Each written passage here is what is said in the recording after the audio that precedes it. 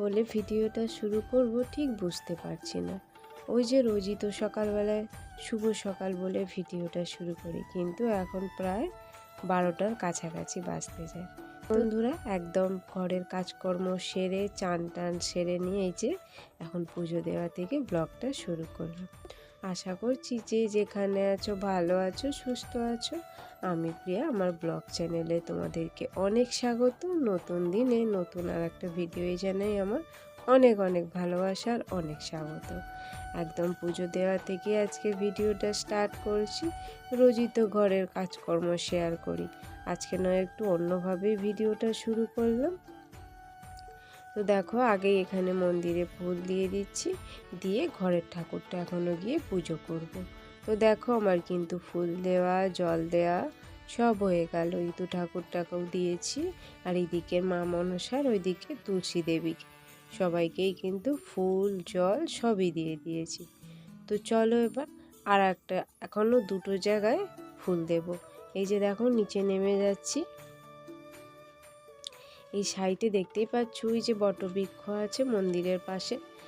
এই যে দেখো, আমি এবার লক্ষ্য করছি যে ক্যামেরাটা ঠিকঠাক আমাকে আসছে কিনা। ওই যে দেখো ওই সাইডেও কিন্তু বটবৃক্ষ আছে, ওখানেও কিন্তু ফুল আমি দিয়ে দিচ্ছি। আগে জল দিলাম আর এখন ফুল দিলাম। তো চলো আর একটা জায়গায় আছে, এই সামনেটা দিয়ে দিলেই ফুল দেয়া হয়ে যাবে।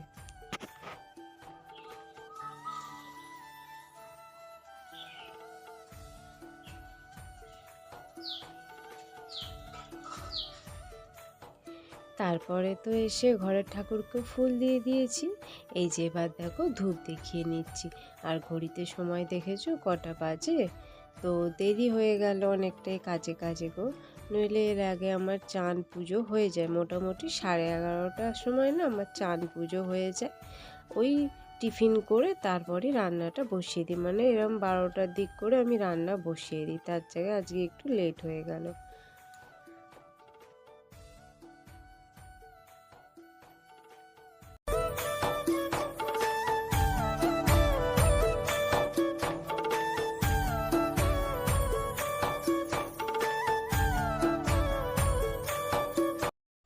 তারপরে এই যে দেখো পুজো কমপ্লিট করে আসার পরে একটু টিফিন করে নিয়েছিলাম। তারপরে এই যে দেখো একদম চলে এসেছি ওভেনের জায়গায়। আগে ভাতটা বসিয়ে দেব, ভাতটা হতে হতে তারপর এইদিকে সবজি পাতিগুলো কেটে নেব।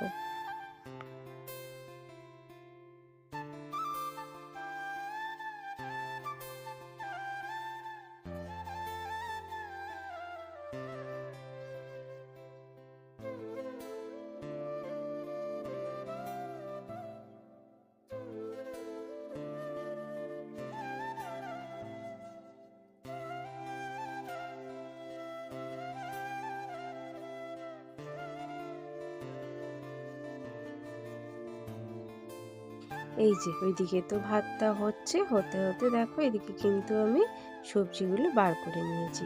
আজকে না এটাকে কি বলে আমি না গুলিয়ে ফেলি, বরবটি বলে হয়তো। ও যাই হোক, আজকে বরবটি আলু তরকারি করব, আর কয়েকটা মাছ আছে, সে মাছের ঝাল করবো। আর ওইদিকে তো ভাতটা হচ্ছে, ভাত হবে। তো এই হচ্ছে আজকে দুপুরের মেনু বন্ধুরা। চলো তাহলে আমি সবজিটা ঝটপট করে কেটে ফেলি।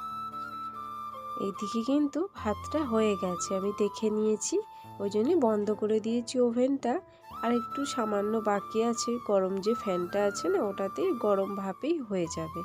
আর তারপরে দেখো এইদিকে কিন্তু আমি এই বরবটি আলু তরকারিটা বসানোর জন্যে কড়াইতে লঙ্কা ফোড়ন, কালো জিরে ফোড়ন আর এই যে দেখো পেঁয়াজ ফোড়ন দিয়ে দিচ্ছি। ভালো করে এটাকে ভেজে নিয়ে তারপর সবজিটা দেব। এটাই যদি একটু পোস্ত বাটা দেওয়া হতো না, দুর্দান্ত খেতে লাগতো। কিন্তু পোস্তর যা দাম, মানে মুখে আনলেই ভয় লাগে পোস্তর কথা। তো ওই জন্যে পোস্ত আর দিচ্ছি না, পোস্ত নেই, নর্মাল পেঁয়াজ দিয়ে টমেটো দিয়েই করব। আগে যখন পোস্তর দাম কম ছিল আমার বর অনেক পোস্ত খাইয়েছে কিনে। তো এখন যা যে পরিমাণে দাম বেড়ে গেছে, পোস্তর তো নামই মুখে নেওয়া যাচ্ছে না।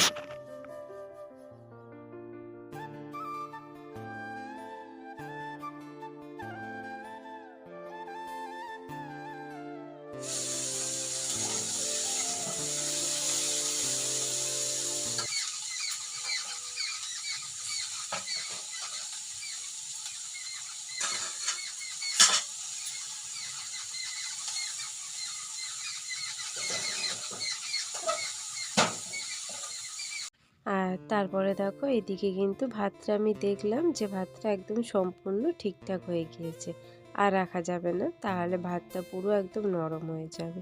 ওই জন্য দেখো আমি কিন্তু ফ্যানটা ঝরিয়ে নিচ্ছি, আর ওইদিকে একটু ওভেনটা কমিয়ে রেখেছি, সবজিটা আস্তে আস্তে ভাজা হোক, ততক্ষণে আমি ফ্যানটা গড়িয়ে নিয়ে হাঁড়িটা উপর দিয়ে দেব।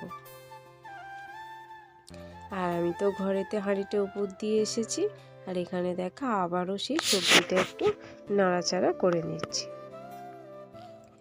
তারপরে দেখো তরকারিটা একটু টমেটো দেবো, সেই জন্য টমেটোটা ছুলে নিচ্ছি। আর এর আগে তোমরা আওয়াজ শুনেছো পাখি, কত পাখির আওয়াজ কিচিরমিচির কিচিরমিচির করছে। তো এই দুপুর টাইমটা না খুব আসে পাখিগুলো, চারিদিকে ঘোরে। আর ওই যে একটু আধটা ওই তোমার চাল টাল বা মুড়ি ফুড়ি বলো ওখানটা একটু দেয়া হয় বলে না ওরা আসে এই টাইমটা। তারপর তো গাছের গোড়ায় যে আনাজ খোসাগুলো দিই, ওতে পোকা থাকে কি জানি না, ওরা এসে ওইগুলোকে যত সব ঠোঁটে করে করে ঠুকরোবে। কি যে ওদের রাগ ওইটার ওপর আমি জানি না। যত আমি ঝাঁট দিয়ে জড়ো করব, ওরা এসে ওই ঠোঁটে করে করে তুলে গোটা উঠোনময় করবে জানো, এত ওদের রাগ ওই জিনিসটার উপরে। তারপরে দেখো টমেটোটা তো ছুলে নিয়েছি, আর মাছের ঝালের পেঁয়াজটাও কিন্তু একবারে ছুলে রেখে দিচ্ছি। আর পেঁয়াজগুলো এত পরিমাণে ঝাঁজ যে কি বলবো, চোখ যেন অসহ্য পরিমাণে জ্বলছে।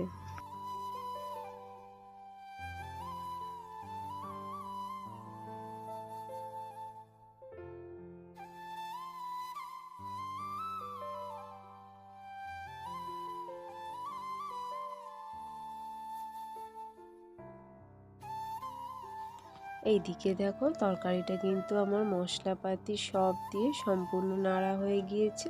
আর তারপরে দেখো এই যে একটু জল ঢেলে দিচ্ছি, আলুটা আর বরবটিটা তো একটু সেদ্ধ করতে হবে, সেই কারণে দেখো জল দিয়ে দিয়েছি। এবার এই থালাটা আমি চাপা দিয়ে দেবো, দেবার ওটা আরও সেদ্ধ হতে থাক আস্তে আস্তে।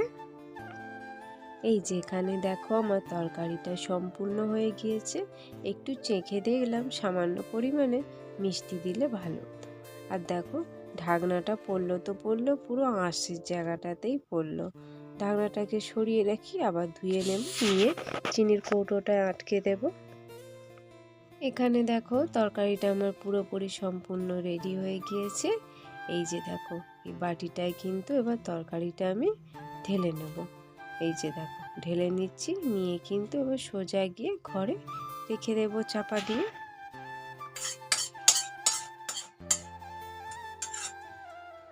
তারপরে এখানে দেখো বন্ধুরা মাছের ঝালটা করব বলে কড়াইয়েতে তেল, এই যে কাঁচা লঙ্কা ফোড়ন দিয়ে দিয়েছি 3-4টে মতো, আর দিয়ে দেব সামান্য পরিমাণে কালো জিরে, তারপরে দিয়ে দেব পেঁয়াজ ফোড়ন, তারপরে টমেটো, তারপরে যা যা মশলাপাতি লাগে সমস্ত কিছু দিয়ে দেব। জানো তো বন্ধুরা, বাংলায় একটা প্রবাদ আছে, কষ্ট না করলে কেষ্ট পাওয়া যায় না।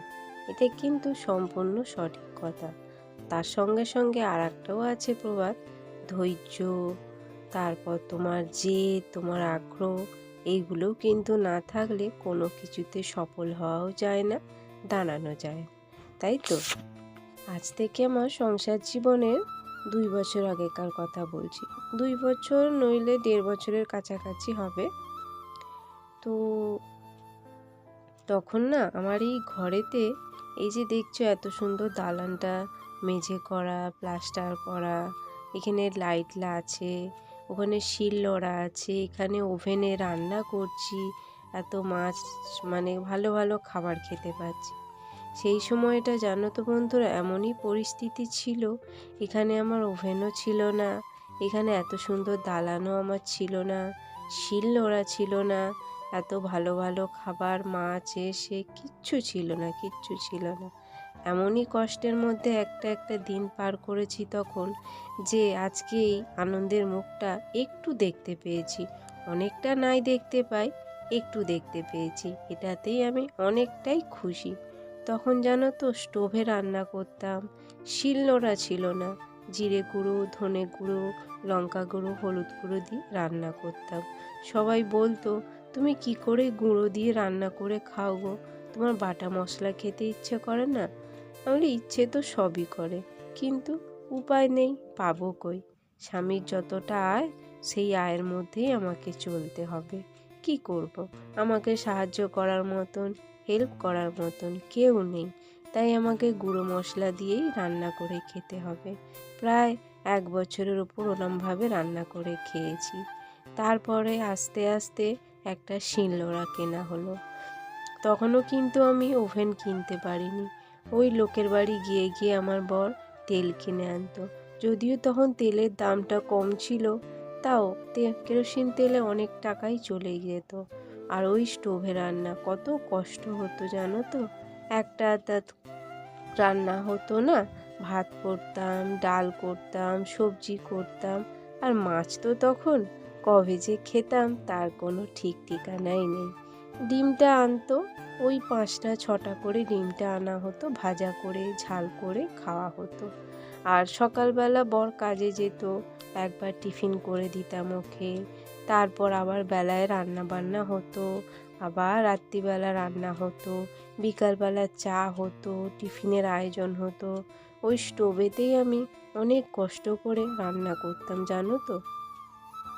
এমনও দিন গেছে কেরোসিন তেল কোথাও পাওয়া যায় না, ঝমঝম করে বৃষ্টি পড়ছে। সেই দিনটা কি করলাম জানো তো, দুজনে সারা রাত মুড়ি খেয়েই কাটিয়ে দিলাম।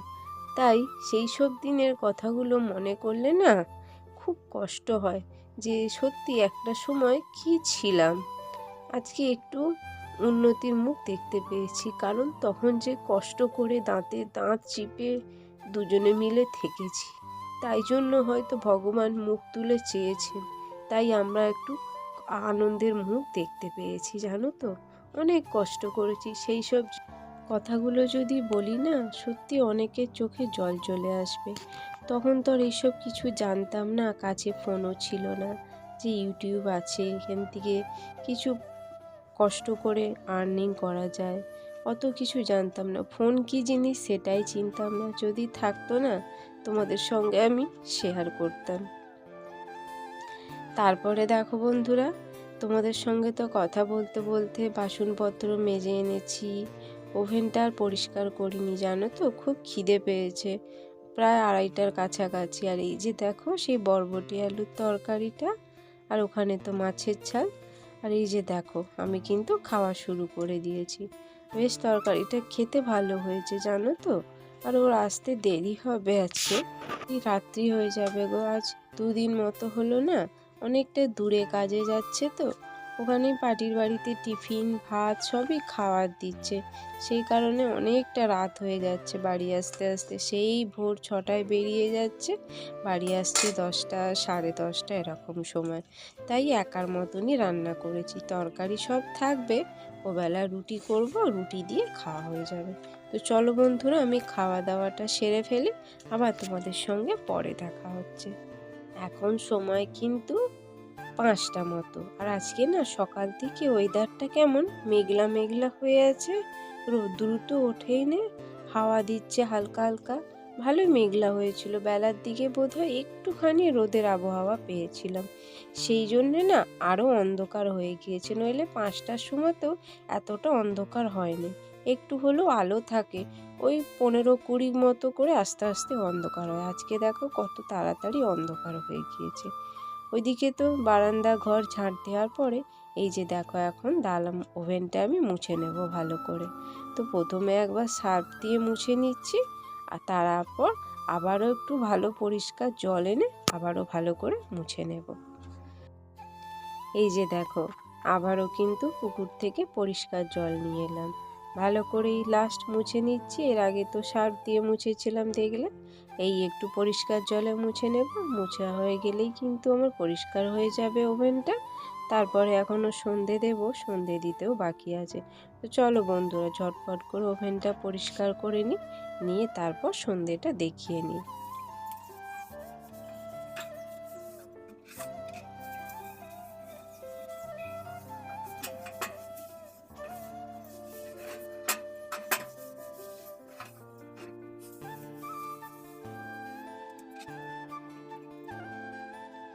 শুভ সন্ধ্যা বন্ধুরা, সন্ধে দিয়ে তো চলে এসেছি প্রায় অনেকক্ষণ। তারপরে দেখো আমি ভাবলাম যে চুলটা বেঁধে নিই, রাত্রিবেলা চুল খুলে শুতে কেমন লাগে, আর চুলটা না পুরো জোঁটা একদম তাল পাকিয়ে যায়। ওই জন্য আমি সন্ধেবেলা করেই না চুলটাকে বেঁধে নিই, তাহলে বেশ ভালো করে বাঁধা হয়ে থাকে, রাত্রে শুতে কোনো অসুবিধা হয় না, ভালোভাবেই ঘুমোনো যায়। তো চলো বন্ধুরা, আজকের মতন ভিডিওটা এই পর্যন্ত। দেখা হচ্ছে পরের দিন নতুন ভিডিওর সাথে। সবাই ভালো থেকো, সুস্থ থেকো। আর প্লিজ পেছন দিকে আমার বিছানাটা ইগনোর করো সবাই, একটু বিকালবেলা শুয়েছিলাম তো ওই জন্য এই অবস্থা। আর তোমাদের কাছে প্লিজ অনুরোধ বন্ধুরা, আমার চ্যানেলটাকে তোমরা সাবস্ক্রাইব করো, যারা ভিডিও দেখছো সাবস্ক্রাইব করোনি। একটা সাবস্ক্রাইব করলে কোনো টাকা পয়সা লাগে না, লাইক করলে শেয়ার করলে টাকা পয়সা কিচ্ছু লাগে না বন্ধুরা, শুধু কি আমার অনেকটা উপকার হয়। এই বোনটাকে তোমরা আরও এক ধাপ এগিয়ে নিয়ে যাও, তোমাদের কাছে আমার এই অনুরোধ। তোমাদের সাবস্ক্রাইবার, একটা করে শেয়ার, লাইক, কমেন্ট, এগুলো যদি আমি পাই না, আমার মনের অনেকটা জোর আগ্রহ বেড়ে যাবে। জীবনে অনেকটা লড়াই করে এই জায়গায় এসেছি, চাই আরও একটু লড়াই করে একটু আনন্দের মুখ দেখতে। সেই সঙ্গে সঙ্গে তোমাদের সাপোর্ট, ভালোবাসা খুবই প্রয়োজন। যেমন একটা বাচ্চাকে বড় করলে মায়ের প্রয়োজন হয়, সেরকম তোমাদের। চলো আজকের মতন টাটা।